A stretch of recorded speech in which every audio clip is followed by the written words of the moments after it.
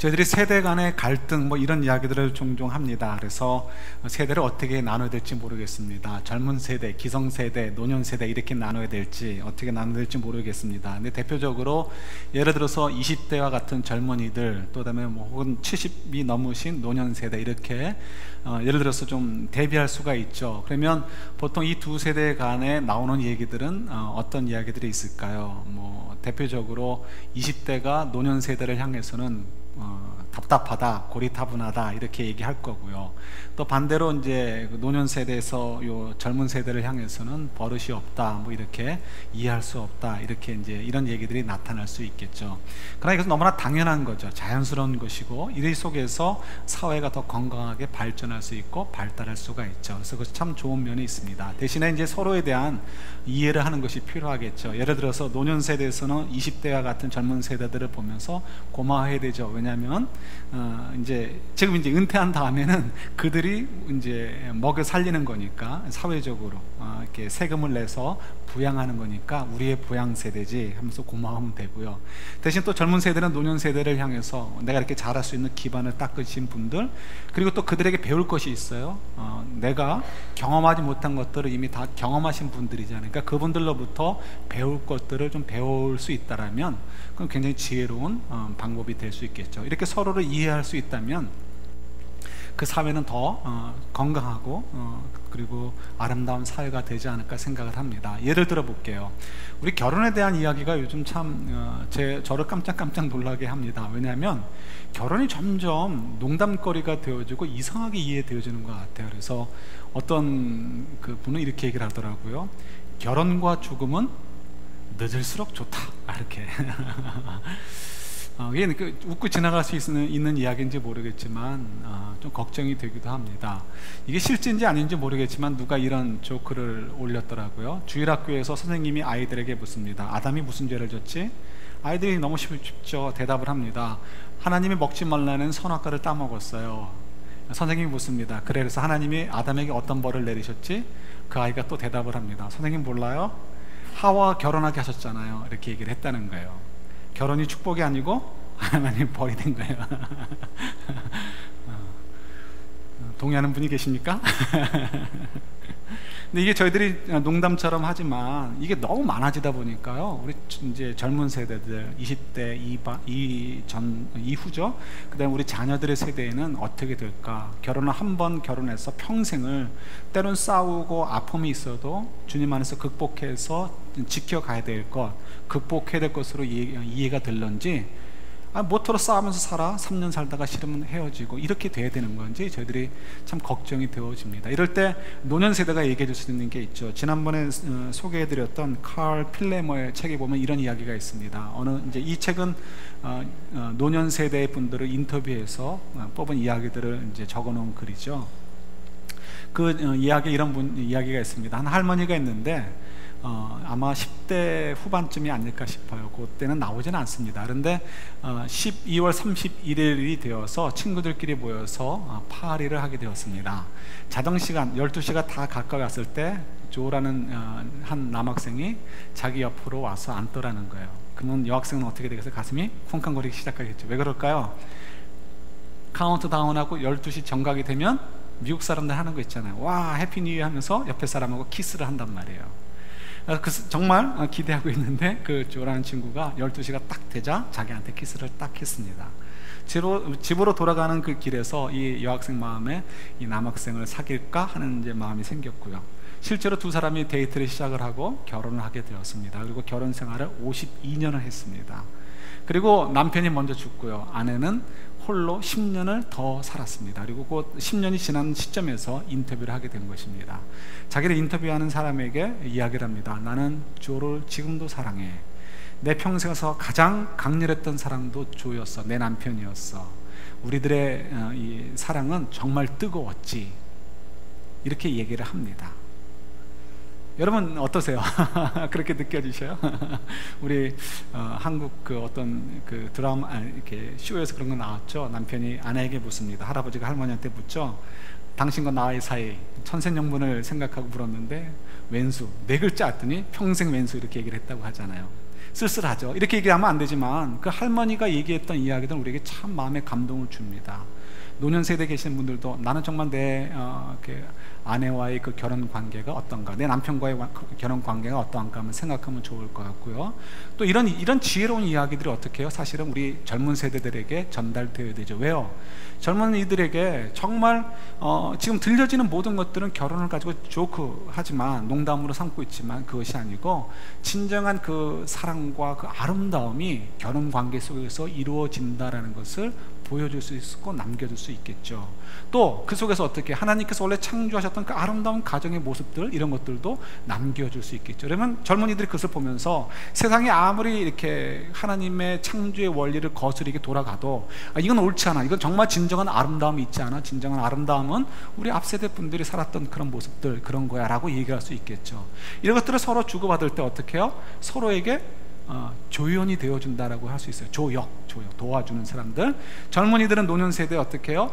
사회의 그 기반, 그러니까 여러분들의 월페어를 탈 수 있도록 세금을 내어주는 그런 조역을 해줄 수 있어요. 반대로 노년 세대들은 이 젊은 세대들이 막 허물어져가는 어떤 도덕적이나 어떤 그런 부분에 있어서 무엇이 옳다라는 것을 남겨줄 수 있고, 또 좋은 경험들을 남겨줄 수 있음을 통해서 또 좋은 조력자가 될 수 있겠죠. 정말 얼마나 멋진 아름다운 사회가 될 수 있겠어요. 그죠? 저희들의 인생을 보면 이렇게 조력자들이 있다 하는 것을 생각할 수 있고요. 확실히 나 혼자는 아니에요. 그래서 저희들이 참 주변에 있는 분들을 보면서 감사해야 될 것 같아요. 오늘은 좀 이 조력자에 대한 이야기를 좀 나눠보려고 합니다. 오늘 아말렉이라는 족속이 나오는데요. 이 아말렉은 이스라엘 사람들에게 아주 중요한 조력자입니다. 그런데 아말렉은 누구일까요? 아말렉은 이제 여러분 아시는 아브라함의 아들이 있었어요. 누구죠? 이삭이 아들이 둘이 있었어요. 누구죠? 에서와 야곱이에요. 근데 이 에서의 후손이 바로 아말렉 족속입니다. 아말렉 족속이 별로 성경에 등장하지 않았습니다. 이유가 있어요. 왜냐하면 야곱이 자기 형제들과 자녀들을 데리고 애굽으로 내려가서 400년 동안 이렇게 그곳에서 머물렀기 때문에 그렇습니다. 그래서 아말렉 족속은 계속해서 이스라엘 남쪽 지역에 살고 있었기 때문에 이제 그 시나이 반도 쪽에 그 광야 쪽에 살고 있었기 때문에 부딪힐 일이 없었던 거죠. 그런데 이 이스라엘 백성들이 출애굽하여 나오게 되니까, 그래서 가나안 땅으로 가려고 하니까 그 길목에 있던 아말렉과 이제 부딪힘이 되게 되고요. 이스라엘 역사 속에서 등장을 하게 됩니다. 근데 가만히 보면 뭐 다른 것들도 마찬가지지만 특별히 아말렉 사람들이 등장할 때 보면 꼭 한 가지 중요한 포인트가 있었어요. 그게 뭐냐면 이스라엘 백성들의 믿음과 관련이 있었다는 거예요. 다른 말로 좀 더 설명을 드리면 이스라엘 백성들을 하나님께서 믿음에 훈련을 시키기 위해서 조력자들이 필요했는데, 그때 엑스트라로 쓰시던 조연으로 쓰시던 그 조력자들로 사용했던 백성들 가운데 중요한 백성들이 아말렉 족속이었다는 거예요. 그래서 아말렉 족속들은 이스라엘을 위해서 굉장히 중요한 조력자였던 것을 저희들이 보게 됩니다. 그것이 네거티브한 부분이든 파저티브한 부분이든 상관없어요. 어쨌든 하나님께서 그들을 이스라엘을 위한 조력자로 사용을 하셨어요. 그래서 이제 저희들이 한 성경에서 몇 군데 나오는데요. 그 중에서 뭐 예를 들어서 역대상에 나오는 것은 히스기야 왕 때 아말렉 족속이 완전히 없어졌다, 이런 얘기가 한두 절 나옵니다. 그런 것들은 저희들이 빼고 스토리가 있는 것, 왜 아말렉 족속이 이스라엘과 엮였는지, 이런 이야기들을 뽑아보면 한 4가지 정도가 됩니다. 그 중에서 4대까지가 되는데요. 그 중에서 뭐 얘기를 다 할 수는 없고요. 2가지만 좀 오늘 좀 생각을 해보려고 해요. 먼저 잠깐 이제 아말렉 족속을 좀 소개하기 위해서 출애굽기 17장을 한번 잠깐 보도록 하겠습니다. 우리 출애굽기 17장 볼까요?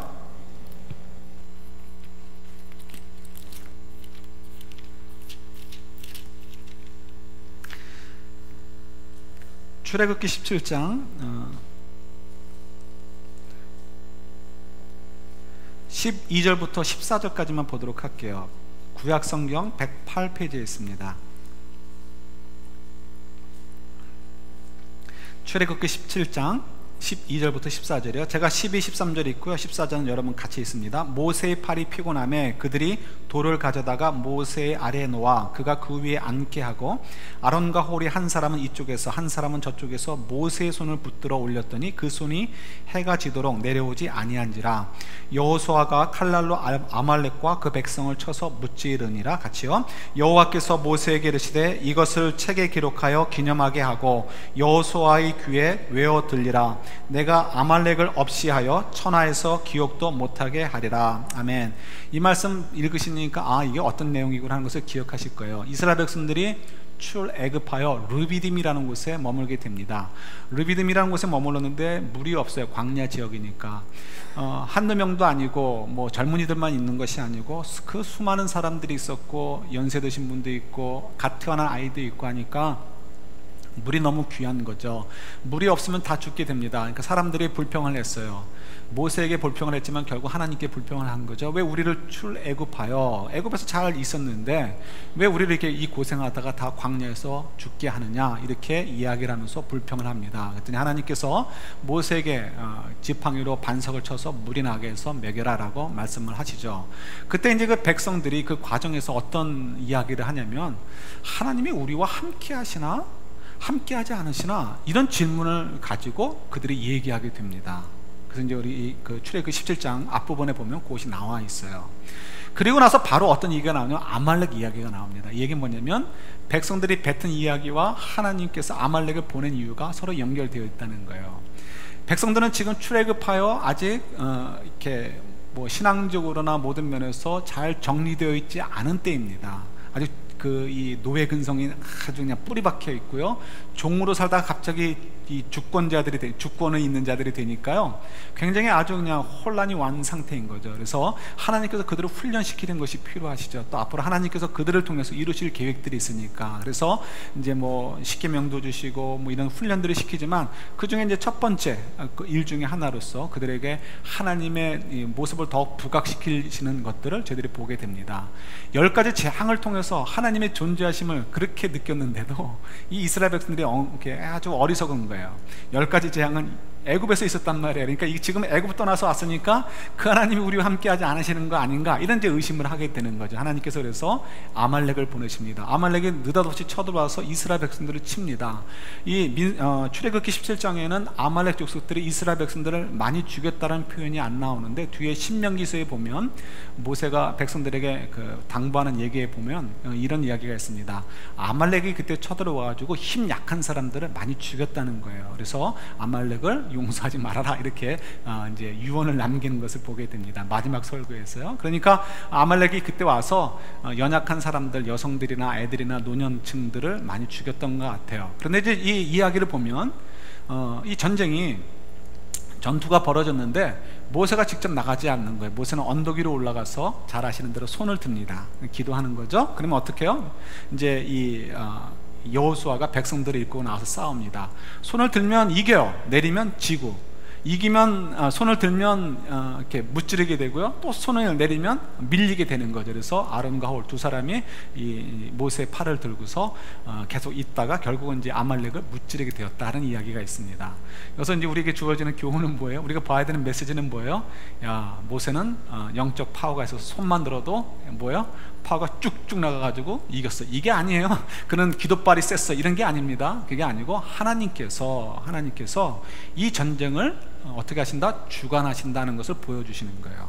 하나님의 능력으로 이기는 것이지 여호수아의 용맹함이나 이스라엘 백성들의 헌신으로 이루어지는 것이 아니고 하나님의 능력으로 이 전쟁을 이기신다. 그 얘기는 뭐예요? 하나님이 이스라엘 백성들과 애굽에서만이 아니고 지금 애굽을 떠나서 광야로 들어온 상태에서도 어떻게 해요? 그들과 함께하고 있다는 것을 하나님께서 보여주시는 것이 바로 이 전투의 이야기입니다. 그래서 이제 이렇게 아말렉은 이 이스라엘 사람들에게 조역을 했다는 거예요. 하나님이 우리와 함께 하시는구나. 그런 믿음을 키워주게 하는 일들인 거죠. 나머지 이야기들은 여러분 제가 적어드린 것도 참조해 보시고요. 또 다윗의 이야기 때 한번 또 얘기 나오는데, 그때는 저희들이 또 뒤에서 묵상하게 되면 그때 이야기를 나누도록 하겠습니다. 이제 저희들 다 점프업해서 우리 오늘 본문으로 한번 들어와 보는 거예요. 오늘 본문을 보면 사울이 아말렉과 전투를 벌이게 됩니다. 그런데 계산됐던 전투도 아니고요, 어떤 필요가 있어서 했던 전투도 아닙니다. 그냥 하나님께서 사무엘을 보내셨습니다. 사무엘을 가가지고 사울에게 얘기하죠. 임금님, 하나님께서 명령을 내리셨습니다. 아말렉을 치라고 하십니다.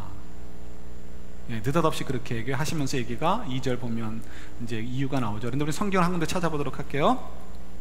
우리 조금 전에 그러니까 읽었던 본문인데요. 제가 저 혼자 읽을게요. 아까 좀 전에 읽었으니까 저 혼자 읽을게요. 거기 보면 그 14절에 여호와께서 모세에게 이르시되 이것을 책에 기록하여 기념하게 하고 여호수아의 귀에 외워 들리라. 내가 아말렉을 없이하여 천하에서 기억도 못하게 하리라. 이 말씀을 이제 제 인용해서 사용을 하게 됩니다. 이 얘기는 뭐냐면 하나님께서 이제 이 말씀하셨던 것을 잊지 않으시고 말씀하신 것, 약속하신 것, 예언하신 것 이런 것들은 반드시 이루신다는 것을 이제 보여주시는 거죠. 그래서 저희들이 왜 갑자기 하나님께서 아말렉을 치게 하시는가에 대한 이유를 생각해 보는 거예요. 그리고 또 한 가지가 붙은 게 있어요. 그건 뭐냐면 모든 생명체들은 다 죽이라는 거예요. 사람도 다 죽이고 가축이나 이런 것들 다 죽이라는 거죠. 한마디로 얘기하면 전리품을 다 불태워 없애버리라는 거예요. 왜 전리품을 없애라고 하느냐? 그것이 얼마나 소중한데, 특히 광야길에서 얼마나 그게 필요해요. 먹을 것도 부족할 것이고 마실 것도 부족하고 모든 면에서 부족할 때 어느 한 민족을 쳐가지고 그들에게서 많은 재산을 뺏는다는 건 굉장히 큰 의미가 있습니다. 그죠? 그래서 비록 이제 사사시대 이후니까 암만 해도 좀 더 세틀다운, 그러니까 잘 정착한 때라 할지라도 여전히 이스라엘이 강한 나라가 아니었으니까 어떤 민족을 쳐서 전리품을 뺏는다는 것은 굉장히 큰 의미가 있습니다. 그런데 하나님께서 그걸 다 허락지 않으시는 거예요. 이유가 뭐냐면 이럴 때 이제 저희들이 헤렘이라고 합니다. 그래서 헤렘 전쟁이라고 하는데, 이 헤렘 전쟁이라는 것은 이 전쟁은 하나님께서 하시는 전쟁이고 또 하나님께서 승리를 주시는 것이기 때문에, 그래서 이 전쟁에서 얻어지는 전리품은 전부 다 하나님께 드려야지 사람들이 가지면 안 된다 하는 것을 얘기할 때 헤렘이라고 합니다. 그래서 이 헤렘의 전쟁에서 얻어지는 모든 것들은 다 죽이거나 불태워버리게 되죠. 그래서 여러분 잘 아시는 것처럼 가나안 땅에 제일 먼저 들어갔을 때 벌였던 전쟁이 뭐죠? 여리고의 전쟁입니다. 그때도 헤렘 전쟁이에요. 그래서 그 모든 것들을 태워버리고 죽여버리게 됩니다. 그럼 왜 하나님께서 그렇게 하셨을까요? 하나님은 뭐 물질이 필요한 것도 아니신데, 이유는 다른 데 있어요. 그 이야기를 통해서 전쟁은 하나님께 있지 사람이 있지 않다라는 것을 확인해 주고 싶으신 거예요. 가끔가다 헤렘 전쟁을 하나님이 명령을 하십니다. 그걸 통해서 이스라엘 백성, 지금 너희들이 싸워서 영토를 넓혀가지만 결국 사실은 이 싸움들을 진두지휘하시는 이가 누구시고 이 싸움에서 승리하게 하시는 이가 누구인지를 잊지 말라라는 거예요. 그래서 우리 인생의 주인은 누구시다라는 것을 잊지 말도록 하기 위해서 우리가 헤렘 전쟁을 하나님이 종종 요구하시는 거죠. 그래서 이때도 헤렘을 요구하십니다. 모든 것들을 다 불태워버리라는 거죠. 자, 그래서 우리가 이제 그 이유를 찾아보는 거죠. 첫 번째는 하나님께서 하신 말씀은 지키신다라는 것을 살펴봤고요. 또 두 번째는 이런 것도 있을 수 있어요. 하나님께서 하신 일들을 이렇게 약속하신 것을 반드시 지키시는데 그 과정을 보면 사람이 하는 것 같지만 결국 누가 하는 거예요? 하나님이 하신다는 거예요. 하나님이 계획하셨던 일들을 하나님 때에 진행하시는 걸 보니까 이건 정말 하나님이 하시는 거구나 확인하게 하는 거죠. 그래서 지금 사울이 백성들을 데리고 아말렉과 가서 싸우지만 결국 뭐예요? 이것도 역시 하나님의 전쟁이구나, 이 헤렘이라는 것도 같이 요구하면서 그걸 다시 한번 확인시켜 주시는 거죠. 그걸 통해서 뭘 배우라는 거예요? 우리의 인생을 살면서 우리는 하나님을 의지해야 되지 다른 거 의지하면 안 돼. 큰 이슈 중에 하나가 뭐였어? 왕을 자꾸 의지하려는 이스라엘 백성들을 향해서 얘기하는 것이기도 한 거예요. 야, 너희들 사람들 의지하지 마. 왜 사람들 의지하니? 누구를 의지해야 된다고요? 하나님을 의지해야 된다는 거예요. 그 뒤에 계시는 하나님, 모든 것들을 주관하시는 하나님, 그 하나님을 의지해야 된다는 거죠. 그걸 가르쳐 주시기 위해서 이 전쟁도 또 아말렉을 주연으로 출동시키신 거예요. 그리고 마지막으로 한 가지 더 있다면, 사울이 그 얼마나 별 볼 일 없는 사람인가를 다시 한번 또 드러내는 거예요. 그래서 사울은 정말 별 볼 일 없는 사람이다. 그래서 하나님 또 내칠 수밖에 없는 존재라는 것을 드러내시고요. 그걸 통해서 어떻게 해요? 이제 사울의 시대는 끝났어요.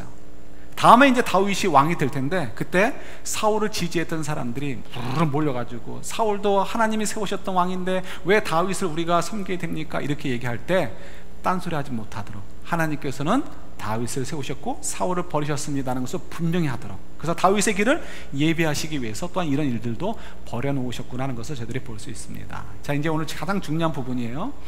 여러분, 사울이 왜 하나님의 말씀을 어기게 되었을까? 이게 중요합니다. 이렇게 오늘 그 본문 바로 다음 절 한번 보실래요? 24절이에요. 사무엘상 15장 24절 한번 같이 찾아볼까요? 사무엘상 15장 24절 같이 봤습니다. 사울이 사무엘에게 이르되 내가 범죄하였나이다. 내가 여호와의 명령과 당신의 내가 백성을 두려워하여 그들의 말을 청종하였음이니이다. 이게 좀 이렇게 단어들이 참 어렵죠. 청종했다, 그러니까 들었다는 거죠. 누구의 얘기를 들었기 때문에? 백성들의 말을 들었다는 거예요. 왜요? 무엇 때문에? 백성들이 두려워서. 왜 두려웠을까요? 백성들도 하나님의 말씀에 순종을 했어요. 순종을 해서 아말렉 사람들을 두려워하지 않고 싸우러 나갔어요. 나갔는데 막상 싸워서 이기고 나서 보니까요, 아말렉이 가지고 있는 게 너무 좋은 거예요. 거기 예를 들어서 구찌 핸드백이 있었어요. 그럼 그걸 보고서 우리 와이프가 이거 사달라고 그렇게 바가지 긁었는데 이거 슬쩍 갖다 주면 얼마나 좋을까, 그죠? 그런 생각들이 든 거예요. 그래서 죽이지 않고 좋은 것들을 숨기고 갖고 오게 되는 거예요. 근데 뭐 들킨 거죠. 사울이 묻습니다. 이거 왜 갖고 왔습니까?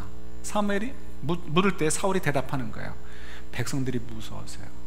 왜 백성들이 무서웠을까요? 그때 왕이 리더십을 제대로 발휘하지 못했냐는 거예요. 이유가 있죠. 여러 가지 이유가 있지만 이미 뭐예요? 사울은 지금 리더십이 흔들려진 상태예요. 회복하기 힘든 상태만큼 무너져 있는 상태예요. 왜 그랬을까요? 앞에 바로 앞 사건만 봐도 우리가 이해할 수 있어요. 우리 13장과 14장을 보면 어떤 일이 지난주에 있었죠? 블레셋과의 전투가 있었어요. 그때 사울이 리더십을 제대로 발휘하지 못했어요. 엉뚱한 명령을 내렸어요. 무슨 명령을 내렸어요? 전투를 앞두고 먹지 말라는 거예요. 금식을 명령을 내렸어요. 정말 아주 이렇게 애들 표현대로 얘기하면 미친 짓을 한 거죠. 죽으려고 결정을 작심한 것 같아요. 어떻게 전투를 시작하면서 그러니까 금식을 선포합니까? 배불리 먹고 나와서 싸워야 되는데. 그러니 백성들이 온통 지쳐가지고요, 나중엔 그냥 그야말로 그냥 뭔가 마음이 그냥 산발된 것처럼 그냥 아주 귀신처럼 됐겠죠. 눈이 퀭하고. 그러니까 너무 배가 고파가지고 정신을 잃다시피 돼가지고요, 왕의 명령도 필요 없어요. 하나님의 말씀도 필요 없어요. 그냥 눈에 닥치는 대로 잡아가지고 뜯어먹게 되었습니다. 그래서 그냥 배는 채웠지만 마음이 찝찝한 거예요. 그러니까 백성들이 큰 승리를 누렸음에도 불구하고 기뻐하지만 못하는 거예요. 찝찝해요. 그들의 신앙이 좋았건 안 좋았건 어쨌든 간에 율법을 어겼잖아요. 그러니까 찝찝해요. 왕의 명령을 어겼잖아요. 찝찝해요. 근데 그때 뭐예요? 왕이 제대로 된 명령을 내린 거였다면 자기들 잘못이라고 하지만 제대로 된 명령이 아니고 엉터리 명령을 내려서 우리가 이렇게 됐으니 이 탓은 누구 탓이라고요? 사울 임금 탓이 되는 거예요. 거기다 또 누구를 죽일 뻔했습니까? 그 전쟁의 최고의 영웅적인 이 승리를 가져오게 했던 그 영웅적인 이 역할을 했던 요나단마저도 죽일 뻔했잖아요. 그러니까 이 백성들이 볼 때는 사울 임금 하면 벌써 정신이 오락가락하거나 아니면 자기가 리더십을 제대로 발휘할 수 없는 사람으로 치부될 수밖에 없는 상태에 놓여 있는 거예요. 플러스 이렇게 레임덕에다가 플러스 사무엘은 뭐라고 얘기합니까? 하나님이 너를 버렸어. 백성들이 들었단 말이에요. 안단 말이에요. 그러니까 백성들이 사울 임금에 대한 복종하는 마음이 흔들리는 거예요. 그런데 어떻다고요? 눈에 지금 좋은 것들이 보여. 욕심이 막 불끈 생기는 거예요. 예전 같으면 사울 임금 눈치 봐가지고 그런 거 행동 못할 수도 있고요, 사울 임금이 노 하면 끝날 수 있는데 이제는 네가 우리의 요구를 노할 거야? 이런 식으로 압력이 되어지는 거예요. 그러니까 사울이 그들의 모습을 보고서 어떻게 해요? 물러설 수밖에 없는 거예요. 자기가 내세울 게 없는 거죠. 이런 역사서를 보면 이런 얘기들이 많이 있어요. 이렇게 터키의 그 콘스탄티노플, 이스탄불이죠. 무너질 때도 그때도 이슬람 왕이 군사들의 눈치를 보면서 마음껏 노력하도록 이렇게 풀어줍니다. 그런 이유들이 다 거기 있는 거예요. 그러니까 어쨌든 간에 이제 사울이 그렇게 된 거죠. 무엇 때문에요? 백성들의 욕심, 그 욕심 때문에 눈이 변하는 것을 보고서요 두려워한 거예요. 이들이 혹시라도 반란을 일으키면 어떡할까? 이들이 혹시라도 나를 왕으로 인정하지 않고 나를 무시하고 흔들어 버리면 어떻게 될까? 나는 그야말로 끝나는 거네. 이런 겁이 난 거예요. 그러나 그때 그가 뭘 기억했어야 돼요? 뭘 두려워했어야 돼요? 백성들의 요구를 기억하고 백성들의 눈빛을 두려워할 것이 아니고요, 하나님의 명령을 기억했어야 되고 하나님을 두려워했어야 되는 거예요. 그럼에도 불구하고 그는 잘못 선택을 해서 결국 전쟁에서 이겼을지 모르지만 그건 하나님의 그 계획 속에서 이루어지는 일들이고요, 그의 인생은 실패하는 인생으로 더 깊은 나락 속에 떨어지게 되는 것을 보게 됩니다. 저희들의 인생을 살면서 우리들도 하나님께서 조력자들로 많이 줍니다. 이 사회생활에서 여러분들이 젊었을 때는 노년 세대 분들을 여러분들의 조력자로 주셨고, 또 여러분들이 노년 세대가 된 분들은 이 젊은 세대들이 여러분들을 조력할 수 있도록 그런 조력자들로 주셨죠. 그것들만이 아니고 지금도 저희들이 가정이든 가족이든 혹은 또 뭐 회사 동료이든 혹은 이 사회 속에서 함께 만나는 사람들이든 성도들이든 다 조력자들이죠. 그런 것만이 아니고 여러 환경도 있을 수 있고 우리 감성도 우리의 조력자가 될 수도 있습니다. 어떤 조력자요? 우리가 삶을 풍요롭게 하는 것의 조력자가 아니고 그런 면에서도 조력자가 될 수 있지만 정말 우리 인생이 바르게 살 수 있도록 도덕적으로 바른 게 아니고 후회되지 않는 인생, 성공적인 인생, 하나님이 기뻐하시는 인생을 살 수 있도록 돕는 그런 조력자들을 주셨다는 거예요. 예를 들어서 어떤 분의 성품은 굉장히 좀 이렇게 둥글둥글할 수 있습니다. 그래서 사람들과의 관계가 편할 수 있어요. 대신 그런 분들은 조금 우유부단할 수 있어요. 어떤 분들은 굉장히 냉철합니다. 그래서 이렇게 결정도 팍팍 할 수 있고 추진력도 있어요. 대신 뭐가 안 좋아요? 사람들의 관계가 좀 껄끄러울 수 있습니다. 이런 것들은 어떻게 해요? 그 사람에게 있어서는 그 성품에 있어서 아말렉이 될 수 있는 거예요. 그럴 때 우리가 이제 그 아말렉을 어떻게 처리하냐가 문제예요. 나는 원래 성품이 이러니까 이렇게 하지 내 생긴 대로 사는 거지. 이거는 뭐예요? 아말렉을 두려워하는 것과 똑같은 거예요. 그때 여러분, 하나님께서 나에게 요구하시는 것이 무엇인가를 들으실 수 있어야 되는 거예요. 우리 계속 강조하듯이 우리 속에서 성령님이 거하셔요. 살아계셔요. 그 하나님은 여러분 걱정하실 분이 아니셔요. 그 하나님은 온 우주의 주인이신 하나님과 동등되신 성령 하나님이셔요. 성령 하나님을 통해 우리는 온 우주의 주인이신 아버지 하나님의 아버지 되어 주시는 그 역할들을 우리들이 누리고 살고 있어요. 여러분 걱정하지 마셔요. 걱정하지 마셔요.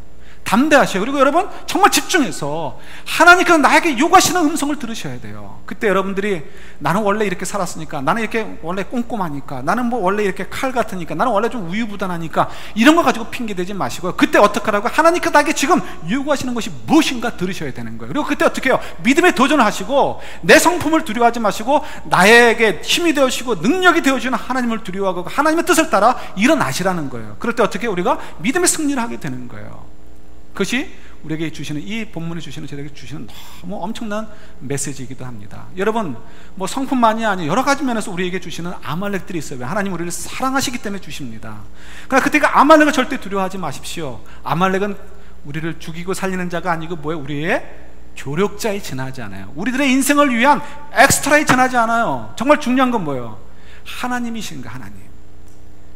우리가 변하기 쉽지 않은 부분들이 너무 많이 있습니다. 그런데 여러분, 하나님의 사랑을 찬양하는 것만큼, 오늘도 하나님의 사랑을 참 찬양했는데요, 여러분 하나님의 사랑에 대해서 걱정하지 마세요. 아까 루이비딤에서 이스라엘 백성들처럼 두려워하지 마세요. 하나님이 우리와 함께 하시나 안 하시나. 아니요, 하나님이 이미 우리를 사랑하고 계시고 영원토록 사랑하셔요. 변함이 없으셔요. 문제는 우리예요. 우리. 근데 우리가 왜 자꾸 넘어져요? 하나님께서 우리로 하여금 하나님의 사랑 속에 더 살도록 조력자를 주시는데 그 조력자를 보면서 두려워하면서 이렇게 된단 말이에요. 그러지 마시고 그때마다 여러분 어떻게 해요? 두려워하지 마시고 이 모든 것들을 합력하여 선을 이루게 하실 하나님의 사랑을 보시면서 일어나시길 바랍니다. 그래서 저희들의 삶이 정말 사울처럼 실패하는 인생이 아니고요, 하나님의 능력으로 말미암아, 하나님에 대한 믿음의 고백으로 말미암아 승리에 가는 저희들이 될 수 있기를 우리 주님의 이름으로 축원합니다. 아멘.